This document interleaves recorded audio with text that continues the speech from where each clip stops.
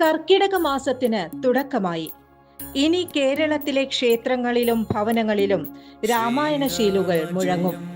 അക്ഷരവും അറിവും കവിതയുമെല്ലാം ഉൾക്കൊണ്ടതാണ് രാമായണം. ജാതി മത ലിംഗമന്യേ എല്ലാവർക്കും രാമായണം പാരായണം ചെയ്യാം. രാമായണത്തിൽ സയൻസ് ഉണ്ട്. പുഷ്പക വിമാനവും സേതുബന്ധനവും അതിന് ഉദാഹരണമായി പറയപ്പെടുന്നു. രാമായണത്തിലെ സയൻസ്. നമസ്കാരം. ഞാൻ വ്യാസ കോളേജിൽ നിന്നും ഫിസിക്സ് പ്രൊഫസറായി റിട്ടയർ ചെയ്ത പ്രൊഫസർ പുന്നക്കൽ നാരായണൻ ഇപ്പോൾ സാമൂഹ്യ സാംസ്കാരിക സാഹിത്യ മണ്ഡലത്തിൽ പ്രവർത്തിച്ചുകൊണ്ടിരിക്കുന്നു. വടക്കാഞ്ചേരി ആസ്ഥാനമായി പ്രവർത്തിക്കുന്ന സൗഹൃദം സെന്ററിന്റെ ഡയറക്ടറാണ്. അതിൽ പുഷ്പക വിമാനത്തെ സംബന്ധിച്ച് ഒരു പരാമർശമുണ്ട്. നമുക്കറിയാം, പുഷ്പക വിമാനം എന്ന് പറയുന്നത് വായുവിലൂടെ സഞ്ചരിക്കാൻ കഴിയുന്ന ഒരു വാഹനമാണ് വിമാനം എന്ന് പറയുന്നത്. നാം മനസ്സിലാക്കിയിരിക്കേണ്ടത്, രാമായണത്തിൽ പറയുന്ന ഇത്തരം കാര്യങ്ങളെല്ലാം സങ്കല്പങ്ങളും ഭാവനകളും മാത്രമാണ്. ഈ സങ്കല്പങ്ങൾ അല്ലെങ്കിൽ ഭാവനകൾ പിന്നീട് അത് പ്രായോഗികമായി ശാസ്ത്രത്തിന്റെ വളർച്ച മൂലം പ്രായോഗികമായി എന്നുള്ളതാണ് വാസ്തവം. അല്ലാതെ പുഷ്പക വിമാനം എന്ന് പറയുന്ന ഒരു വിമാനം ആ കാലഘട്ടത്തിൽ ഉണ്ടായിരുന്നു എന്ന് പറയുന്നത് ഒരു അബദ്ധജടിലമായ പരാമർശമായിരിക്കും എന്നാണ് എനിക്ക് പറയാനുള്ളത്. വാസ്തവത്തിൽ വിമാനത്തെ സംബന്ധിച്ചുള്ള ഒരു സങ്കല്പം, പക്ഷികൾ ആകാശത്തിലൂടെ പറക്കുമ്പോൾ എന്തുകൊണ്ട് മനുഷ്യനും പറന്നുകൂടാ എന്ന് ഈ രാമായണ രചനകർത്താവ് വാൽമീകി അല്ലെങ്കിൽ മറ്റ് കവികളെല്ലാം ചിന്തിക്കുകയും ആ കവികളുടെ ക്രാന്തദർശിത്വം ഉള്ളതുകൊണ്ട്, കവികൾക്ക് ക്രാന്തദർശിത്വം ഉള്ളതുകൊണ്ട് ആ ഭാവനാ സങ്കല്പത്തില് വിമാനങ്ങളെ കുറിച്ച് പറയുകയും ചെയ്തു എന്നുള്ളതാണ് അതിൻ്റെ വാസ്തവം.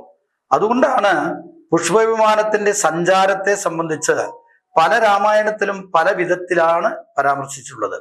പക്ഷികൾ മുന്നിൽ പക്ഷികളെ കെട്ടി ആ പക്ഷികൾ പറക്കുമ്പോൾ വിമാനം പറന്നു പോകുന്നതായ രൂപങ്ങള്, ചിത്രങ്ങള് പല രാമായണത്തിലും നമുക്ക് കാണാൻ കഴിയും.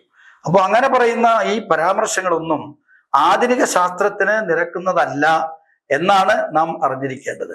എന്ന് വിചാരിച്ച് രാമായണത്തിന്റെ പ്രാധാന്യം നഷ്ടപ്പെടുന്നില്ല എന്ന് നാം മനസ്സിലാക്കിയിരിക്കണം. ജീവിതത്തില് മനുഷ്യന് വേണ്ടതായ പല കാര്യങ്ങളും, പ്രത്യേകിച്ച് ലോകോക്തികളും അതുപോലെ തന്നെ പ്രബോധനങ്ങളും രാമായണത്തിൽ ഒരുപാടുണ്ട്. ജീവിതം സാക്ഷാത്കരിക്കുന്നതിന്, ജീവിതം നല്ല രീതിയിലാക്കുന്നതിന് രാമായണത്തിലെ ഈ പ്രബോധന വാക്യങ്ങളും അതുപോലെ ഉത്ബോധനങ്ങളും എല്ലാം തന്നെ ഉപകരിക്കുമെന്നുള്ളതും, അതുപോലെ തന്നെ ലൗകിക ജീവിതത്തിൽ എങ്ങനെയാണ് നാം ജീവിക്കേണ്ടത് എന്നുള്ളതിനെ സംബന്ധിച്ചെല്ലാം അതിൽ പ്രതിപാദിക്കുന്നത് നമുക്ക് മാതൃകാപരമാണ്.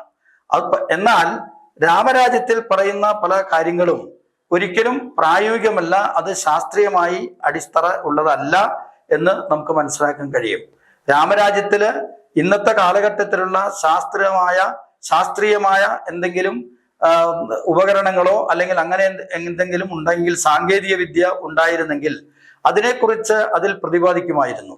രാമരാജ്യത്തിന്റെ പ്രതിപാദ്യത്തില് ഒരു സ്ഥലത്തും ഇന്നത്തെ പോലെയുള്ള പ്രതിപാദ്യങ്ങള് സാങ്കേതിക വിദ്യകളെ സംബന്ധിച്ചോ ശാസ്ത്ര പ്രയോഗങ്ങളെ സംബന്ധിച്ചോ ഒന്നും തന്നെ പറയുന്നില്ല. അന്നത്തെ കാലഘട്ടത്തിൽ ഉണ്ടായിരുന്ന വില്ലും അമ്പും അതുപോലെ തന്നെ മറ്റേ രഥവും മറ്റുമാണ് അതിൽ കാണുന്നത്. രഥം എന്നൊക്കെ പറയുന്നത് നമുക്കറിയാം, ചക്രം ഉരുണ്ട് പോകുന്ന ചക്രങ്ങൾ ഉപയോഗിച്ചിട്ടുള്ള പഴയ കാളവണ്ടി രൂപത്തിലുള്ള ഒരു വാഹനമാണ് രഥം എന്ന് പറയുന്നത്. അപ്പൊ അങ്ങനെ പല വിധത്തിൽ നോക്കിയാലും, ഏത് വിധത്തിൽ നോക്കിയാലും രാമായണത്തിലെ പ്രതിപാദ്യങ്ങൾ ആധുനിക ശാസ്ത്രവുമായി പൊരുത്തപ്പെടുന്നില്ല എന്ന് തന്നെയാണ് എനിക്ക് ഇവിടെ പറയാനുള്ളത്. നമസ്കാരം. കർക്കിടക മാസത്തിന് തുടക്കമായി. ഇനി കേരളത്തിലെ ക്ഷേത്രങ്ങളിലും ഭവനങ്ങളിലും രാമായണ ശീലുകൾ മുഴങ്ങും. അക്ഷരവും അറിവും കവിതയുമെല്ലാം ഉൾക്കൊണ്ടതാണ് രാമായണം. ജാതി മത ലിംഗമന്യേ എല്ലാവർക്കും രാമായണം പാരായണം ചെയ്യാം. രാമായണത്തിൽ സയൻസ് ഉണ്ട്. പുഷ്പക വിമാനവും സേതുബന്ധനവും അതിന് ഉദാഹരണമായി പറയപ്പെടുന്നു. രാമായണത്തിലെ സയൻസ്.